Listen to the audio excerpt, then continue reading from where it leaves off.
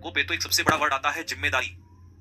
जो ये जिम्मेदारी वर्ड है ना, सबसे बड़ी समस्या तो यही है कि वो उन्हें बिल्कुल एक संत बना के बैठा देता है। लड़कों की सबसे बड़ी समस्या तो ये है कि वो जिम्मेदारी जो वर्ड है ना हम लोगों के ऊपर, सबसे बड़ा तो प्रॉब्लम यही है कि जब हम पे ये वर्ड आ जाता है ना जिम्मेदारी, अगर मान लो किसी लड़की ने पूरे घर की जिम्मेदारी नहीं ली तो हो सकता है 1% चल जाए, लेकिन भाई अगर तुम घर के बड़े हो ना, या तुम घर में अकेले लड़के हो, और घर आगे चलाना और उस घर को उठाना और उस घर की इज्जत बनाना वो तुम्हारे हाथ में है दोस्त। कल तुम्हारे बाप का जो सर है वो नीचे रहेगा या सर ऊपर रहेगा, ये दोस्त तुम्हारे हाथ में है। याद रखना इस बात को। ये यूट्यूब के फर्जी मोटिवेशन से कुछ नहीं होने वाला, सच ये है, इस बात को दिमाग में डालो। तंग कितने भी हो, तंग हर लड़का है, हर लड़का तंग है, परेशान हर लड़का अपनी जिम्मेदारी में है, लेकिन मैं उस लड़के को सलाम करता हूं, उस लड़के को सैल्यूट करता हूं जो अपने बाप का कंधा, अपने बाप का सीना चौड़ा कर दे, अपने बाप का सर उठा दे। बात यहां पर सबसे बड़ी जिम्मेदारी की है। जिस बाप ने 20 साल 30 साल 40 साल उस घर की इज्जत को बना के रखा, उस अपने सर को ऊंचा उठा के रखा, अब वो बचे हुए दिन जो उसके बचे हैं वो नीचे सर करके जिएगा या छाती चौड़ा के चलेगा, ये तुम्हारे ऊपर डिपेंड है बॉस। कुछ जंग अपने लिए नहीं लड़ी जाती, कुछ जंग सम्मान के लिए लड़ी जाती है। अभिमन्यु अगर कूदा था ना उस चक्रव्यूह में, पता था दोस्त उसको मारा जाएगा, और पता तुम्हें भी है कि ये युद्ध आसान नहीं है।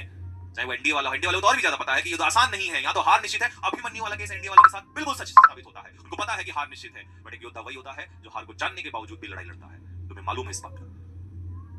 तो बात यहाँ पर कई बार युद्ध इसलिए नहीं लड़े जाते कि उनको जीतना है, युद्ध इसलिए लड़े जाते हैं कि बात सम्मान पे है, और बात यहाँ सम्मान की आ चुकी है। लड़कों के लिए ये चीज सबसे ज्यादा लागू होती है। न जाने हम कितनी बात बोल देते हैं ये वो सो, लेकिन रियल लड़ाई ये है। कई बार लड़ाई अस्तित्व की हो जाती है दोस्त, कई बार लड़ाई सम्मान की हो जाती है। वो लड़ाई तुम्हें ही लड़नी पड़ेगी, क्योंकि जिस इंसान ने अपने कंधे पर जो बोझ तुम्हारा लिया था और वो आज तुम्हें सौंप दिया कि भाई अब इस घर की जिम्मेदारी तेरे ऊपर, तो वो तुम्हें देखना पड़ेगा। तुम लेके जाओगे या छोड़ दोगे उसको। तो फिर चाहे कितनी भी समस्या आ जाए, लड़ना तो पड़ेगा दोस्त, लड़ना तो पड़ेगा।